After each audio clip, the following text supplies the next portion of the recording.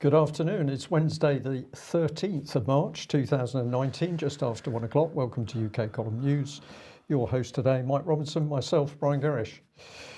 It's got to be Brexit, hasn't it? Well, I regret to say that it does have to be Brexit. Well, let's just remember what she said a couple of years ago. I will respect the will of the British people and I will make a success of Brexit. Does Brexit feel like a success to you, Brian? No. No. Well, let's have a look at how much of a success it was last night. Order! Order! The ayes to the right, 242. The noes to the left, 391.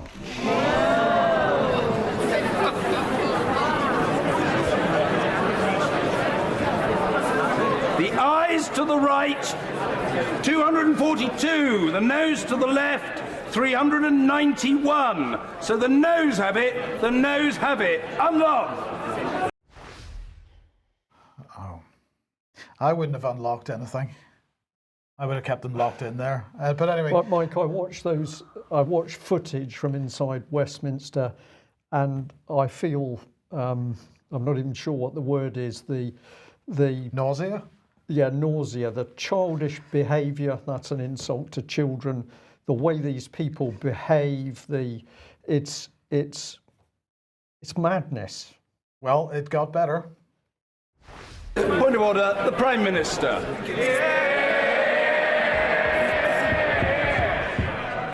On a point of order, Mr. Speaker, I profoundly regret the decision that this House has taken tonight.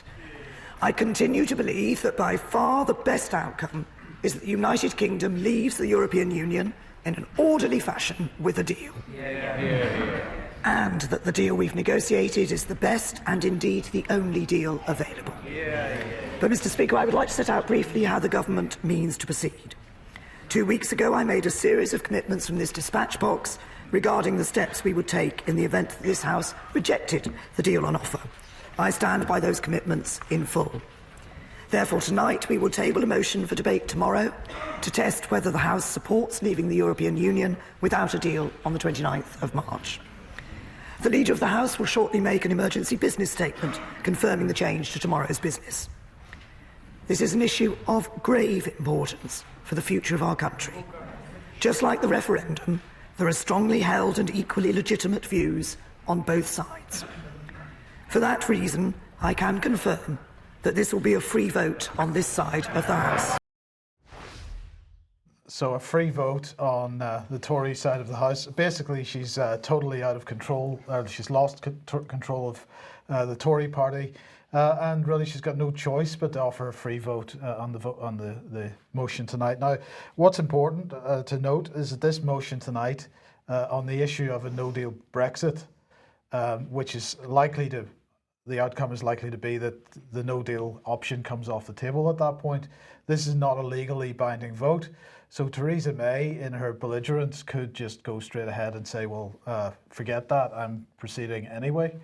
Let's just briefly, Brian, look at what happens in the next little bit. So we've got this vote against the no-deal Brexit tonight. Then tomorrow there's a vote to extend the leave date, so past the 29th of March. Well, what might have to happen after that? Well, the EU has already said that there would be no extension to the Brexit process without some kind of reason. So, you know, if tomorrow they vote to extend the 29th of March date, how long will it be for? Well, most people are saying a few months. But what could they hope to achieve in the next few months that they haven't achieved in the last 2 years? So the EU's position is, well, we're not going to allow that extension to take place under those circumstances. So you've got to come to us with other options. So what options might those be? Well, a second referendum is certainly another option, perhaps a general election. You know, many people suggesting that Theresa wouldn't last past June. I don't think she deserves to last past tonight. But I chose that graphic, by the way, because it looks like the UK is entering the EU, not leaving. Driving a wedge. Well, I think that's exactly what's going to end up happening. We're going, well, we never actually came out, but we're certainly going back in. Yeah. And many people are commenting on the fact that everything is becoming more and more chaotic. Certainly we're watching chaos in Westminster. We had a gentleman on the phone earlier this morning talking about the general chaos, also talking about constitutional issues. But the key thing about this is that this is orchestrated chaos. This hasn't just drifted out of nowhere.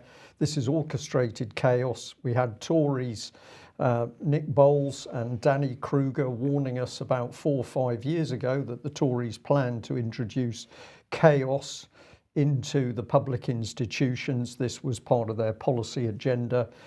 We've had Common Purpose operating at the heart of the British government, boasting that there was to be a coalition formed, and did people have sufficient guile, deception, deceit? So all of this was known, and what are we seeing? We're seeing politics destroyed across the board, Labour Party destroyed, Conservatives, and meanwhile we go into this morass with the European Union of Brexit without the exit.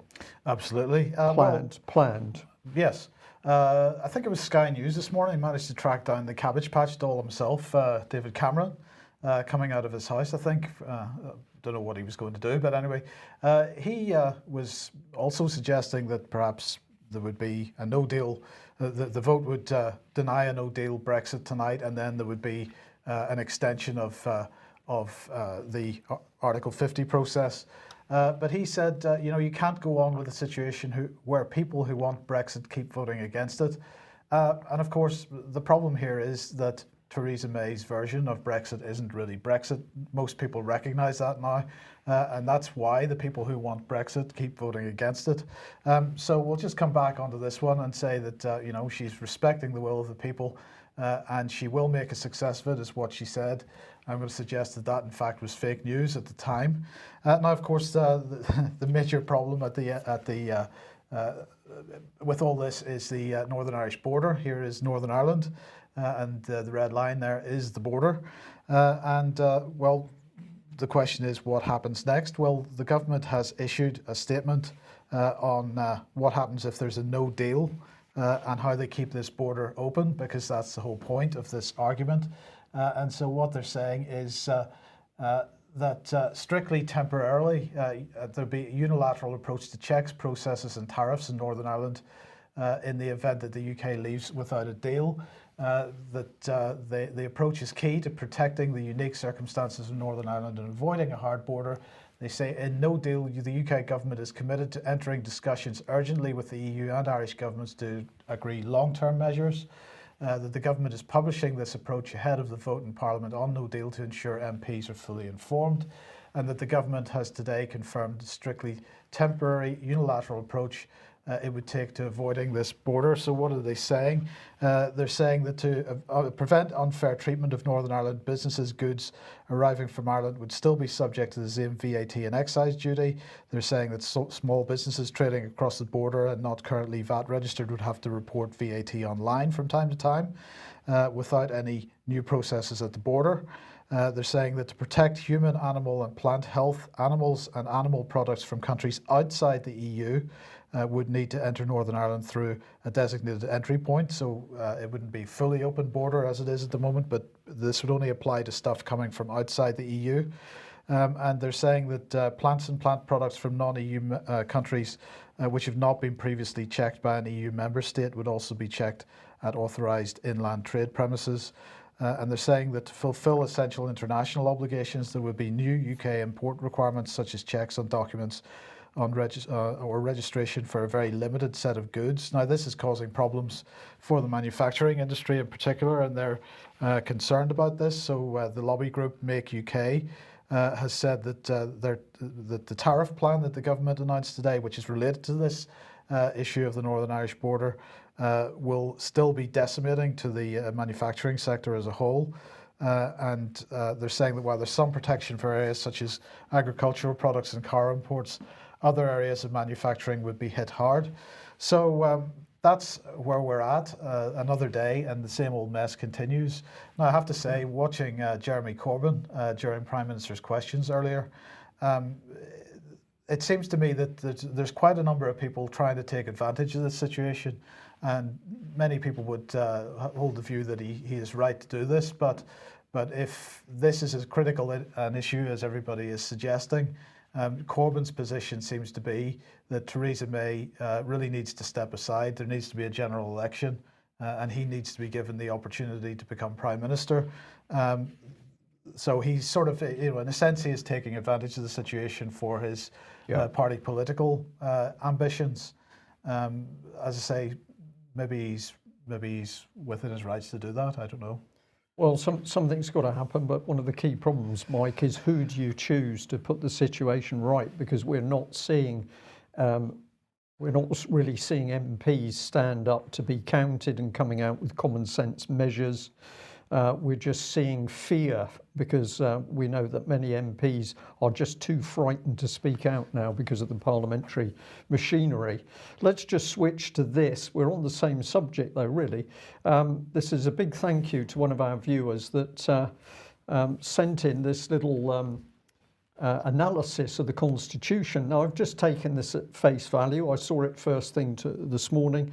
But to me, it seems to be that somebody is on absolutely the right lines, because we've got at the moment that if we lose our constitution, we lose our freedom. We heard a radio interviewer yesterday trying to claim that we didn't have a constitution.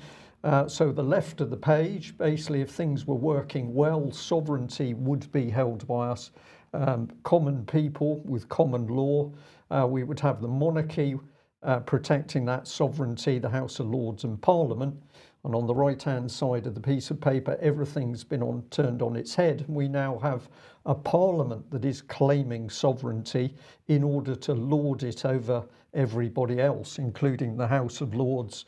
The monarch is simply told what pieces of paper to sign. And the point that this person makes is that the common people are absolutely at the bottom of the pile, being told what to do. So the final comment on the right here is, we the people need to hold the monarch, Parliament, House of Lords and other organisations to account. If not, dictatorship is assured. And that's a great little it is pamphlet, good, actually.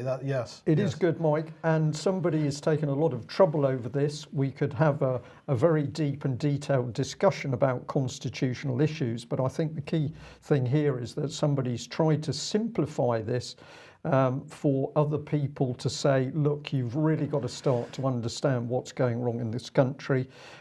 David Scott has used the expression government of occupation. We have a government which is actually hostile to the British people.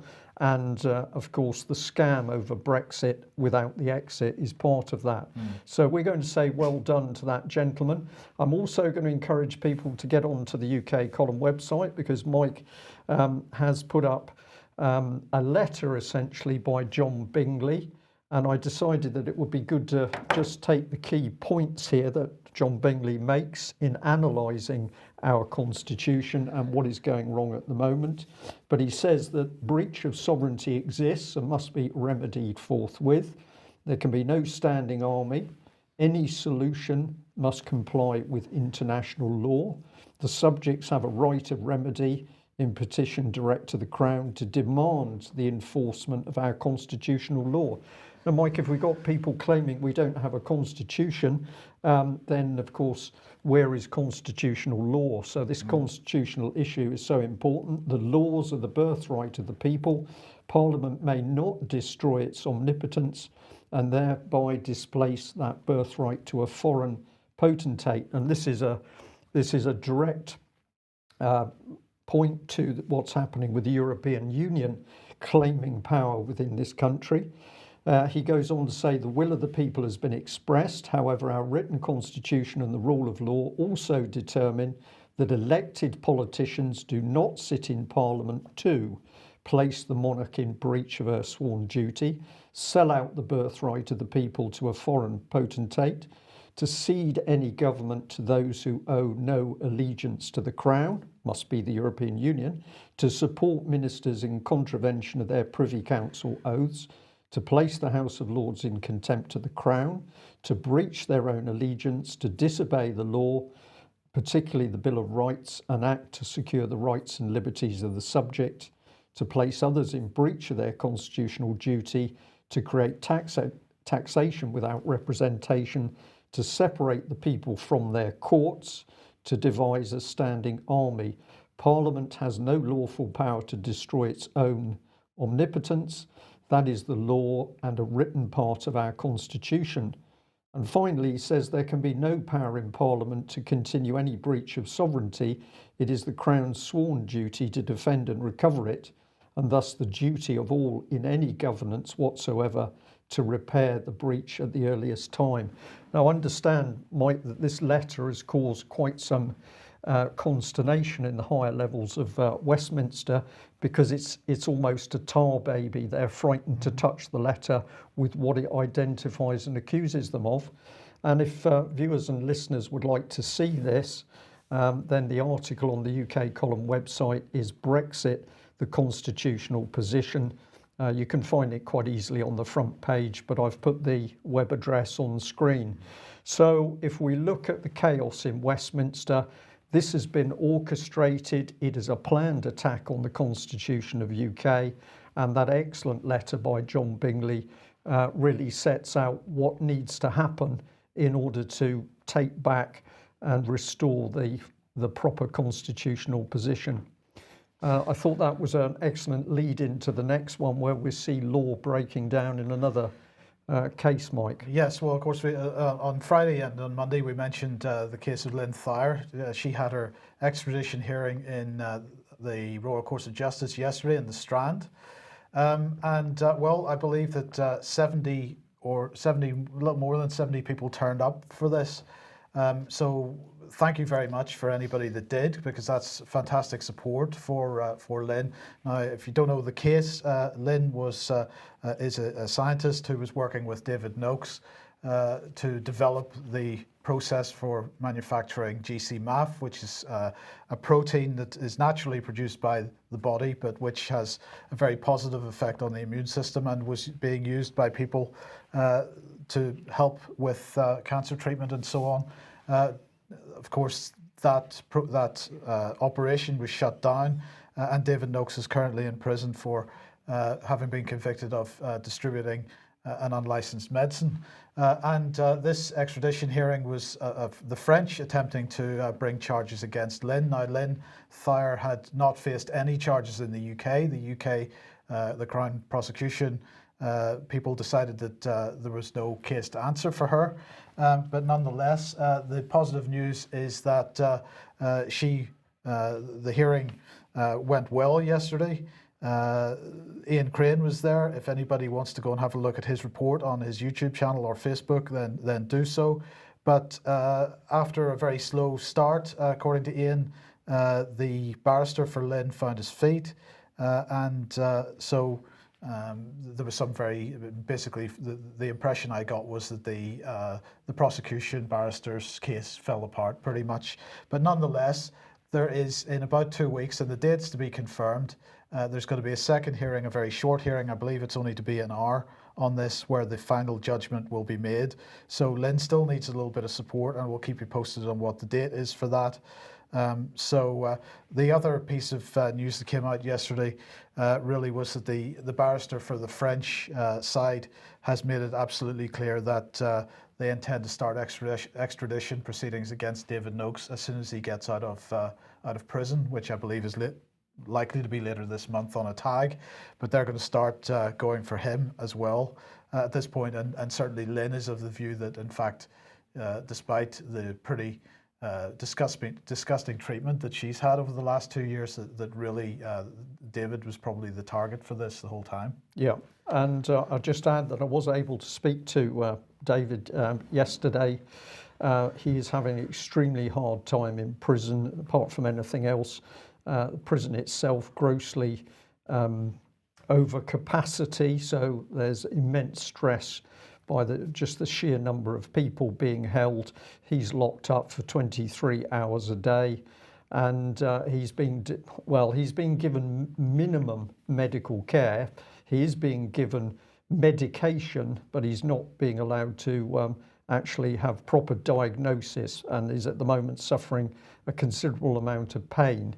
What he would like to say is thank you very much to everybody that's written him letters and sent in envelopes and stamps.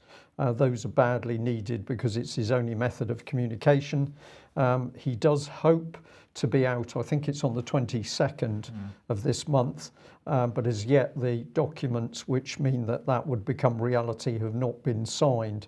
So if you feel that you can write David a letter of support in prison in the remaining days, I know that he would appreciate that. Well, of course, what's the big issue in the background, aside from Brexit? It's got to be that nasty Mr. Putin. And the Express here, with a truly astonishingly bad piece of journalism, World War III warning, US would be wiped out by Russia and China, reveal analysts. World War III simulations conducting by an American non-profit have revealed US forces would be completely wiped out when confronted with Chinese and Russian military. That would be a good headline if you wanted to increase American defense spending, Mike.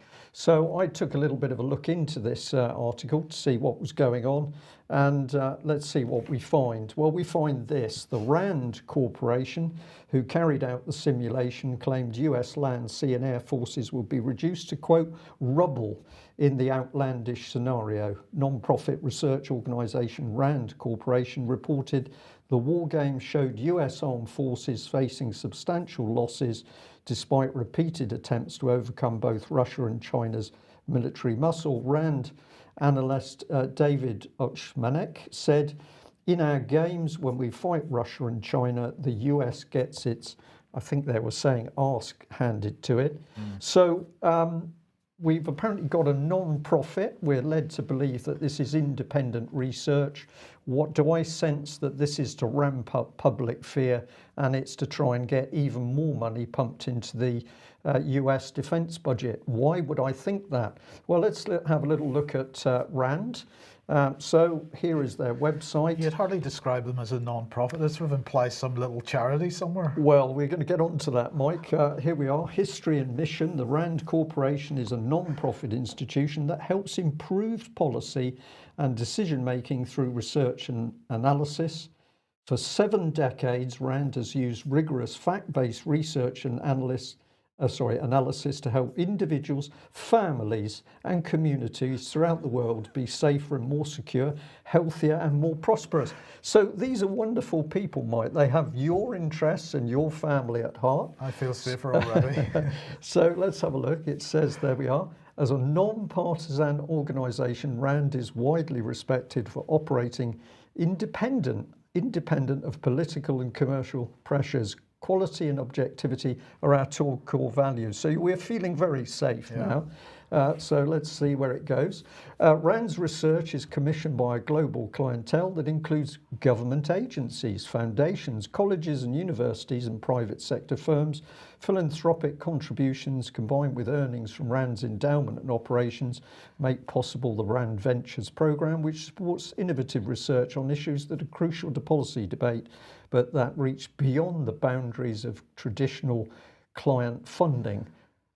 So they're basically working for people, Mike. And who would they be working for? Well, let's have a look. Here we are. US Department of Homeland Security, the US Air Force, the US Army, the US Department of Health and Human Services and related agencies, Office of the US Secretary of Defense, and other federal agencies, and on it goes, with a budget of 318.7 million. So this is the organisation that the Express would have us believe is an independent non-profit. We had a look at the chief executive here. Here he is, Michael D. Rich. He's been in RAND more or less his whole life. I think he was born there, if you have a look at this CV. But he's also very involved with other things. So we've got, he's into aid and education, International Institute for Strategic Studies, the Los Angeles World Affairs Council, Wise and Healthy Aging, Every Child Foundation, Santa Monica UCLA Medical Center and Orthopedic Hospital, and the UCLA Foundation. He's also a member of the US Defence Science Board, the Council on Foreign Relations, and the Californian Bar. I'm sure he's a very nice gentleman, but I think what we're actually looking at here is fake or planted news. Yes. And of course, it's being pushed straight out by the Express. I couldn't find anything on the journalist who produced this. I'll do a little more work on that so that we can see if we can pin him down. But fake news, planted news, misleading news, certainly. Well, the UK column certainly is a non-profit. I don't think we've ever really made a profit, and we certainly don't have a $300 million budget. So if you'd like to help us continue to do what you're doing, then please get onto the community website. That's ukcolumn.org/community, and you can support us there if you would like to. That would be much appreciated. Yes. Now, advert, we've got more happening on 5G in Totnes, and that's a talk by Mark Steele.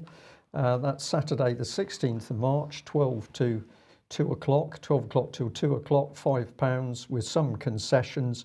And of course, Mark Steele has been one of the most outspoken people on 5G, and he will be giving a very good presentation. I'll just add that I did notice that if we look at RAND, RAND has been pushing 5.9 gigahertz band for Wi-Fi. This is almost certainly a push for 5G. And if you want to know how good RAND is, it says almost all the defining features of the information age were shaped in part at RAND: satellites, systems analysis, computing, and the internet. That's a pretty amazing claim, shaping the world. Now, time to get emotional about trees. 5G, of course, has shown us that in order to get 5G coverage throughout the UK, we've got to cut down trees.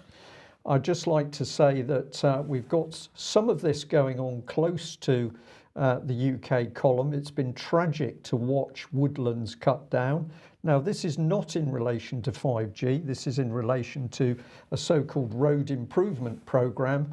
But if you want to look at absolute carnage and decimation of woodland, you can now see it happening in Plymouth to improve the roads, which in another 5 years, of course, will be at the same chaotic capacity, and we won't be making any progress. Correct. I'll just add that if we go and have a look on the Plymouth City Council website, you'll find a lot of dialogue about the protection of the environment and trees. I'm going to say most of this is words, as is the case with other local authorities. And if you don't want to lose trees due to 5G, it's going to take a lot of people in this country to stand up and say, no, not in our name. Now, to introduce the sort of next section, Boris Johnson was on LBC earlier, and he was being asked about the spring budget, which is Philip Hammond may have finished giving it by now, but it certainly was being delivered as we were starting the news programme.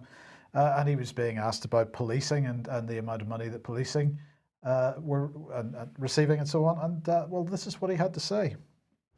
Keeping numbers high on the streets is certainly important, but the question is where you spend the money and where you deploy the officers. And one comment I would make is I think an awful lot of money, an awful lot of police time now goes into these historic offences and all this malarkey, and £60 million I saw was being spaffed up the wall on some investigation into historic child abuse and all this kind of thing. I mean, what on earth is that going to do to protect the public now?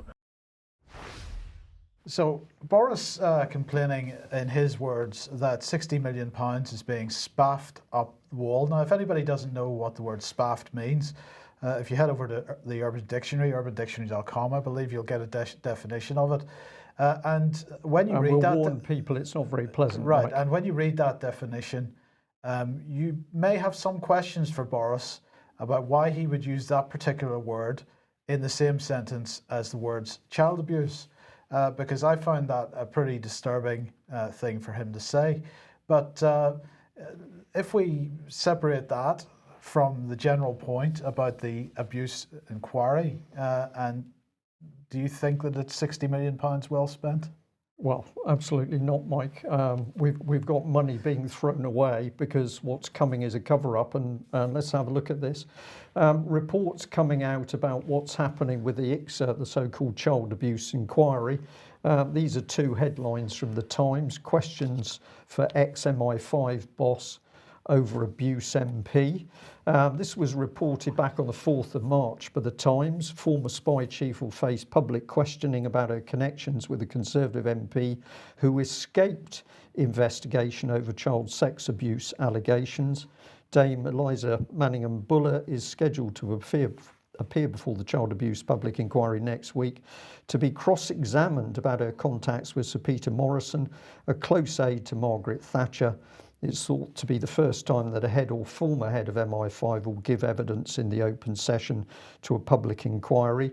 She'll be asked about the mid-1980s when, as a mid-ranking intelligence officer, she's understood to have reported information about Morrison, who died in 1995, to her superiors.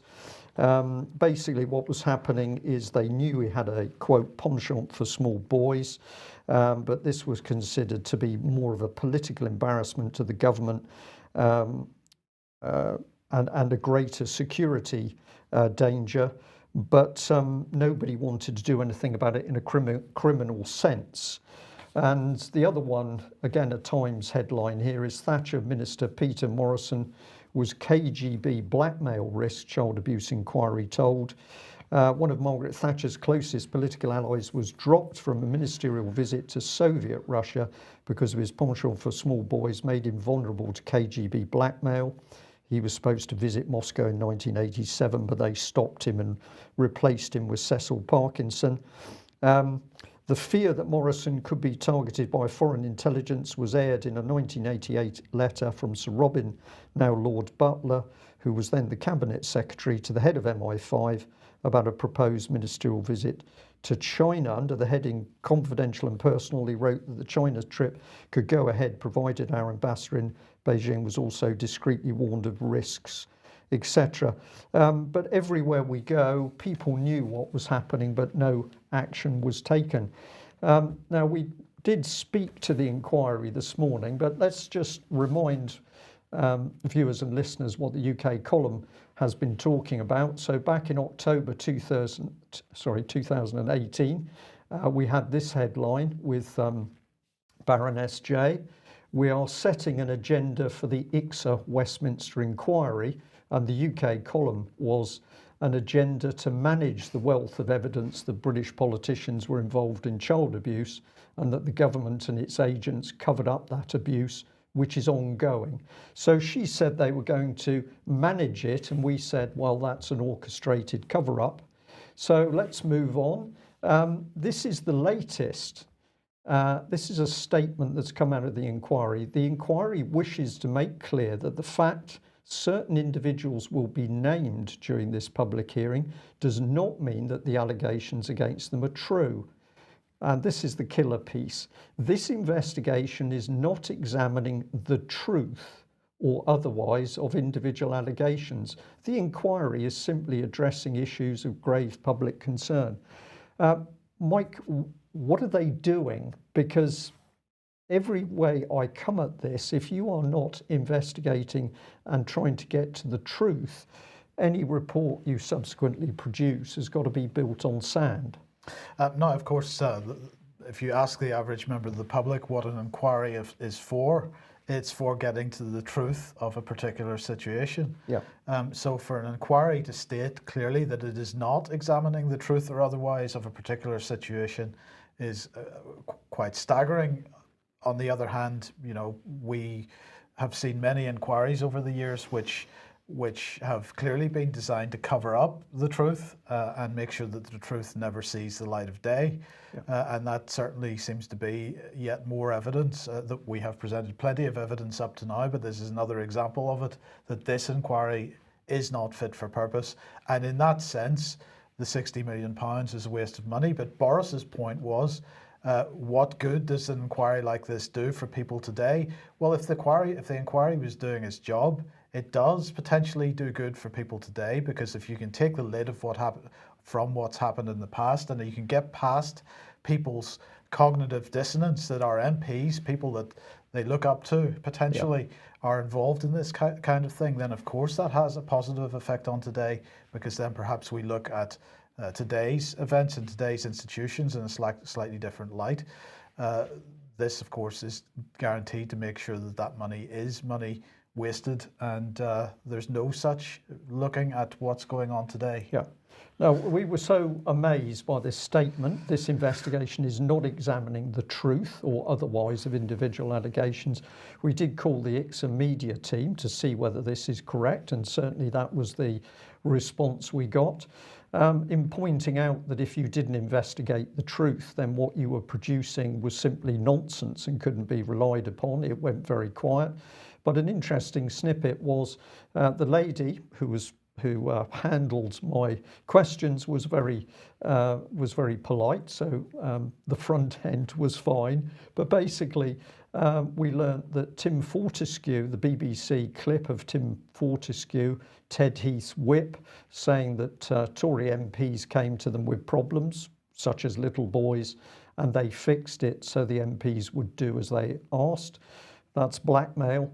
That clip has been shown to the inquiry, but presumably that's just a little bit of video. They're not interested in the truth. So we just end with this, really, that this was part of their original website, an overarching inquiry into allegations of child sexual abuse and exploitation involving people of pubs. This is all nonsense. The other thing that has happened is that key people have simply been prevented from giving any testimony. So Melanie Shaw, they don't want to hear anything from Melanie. They don't want to hear anything from John Wedger.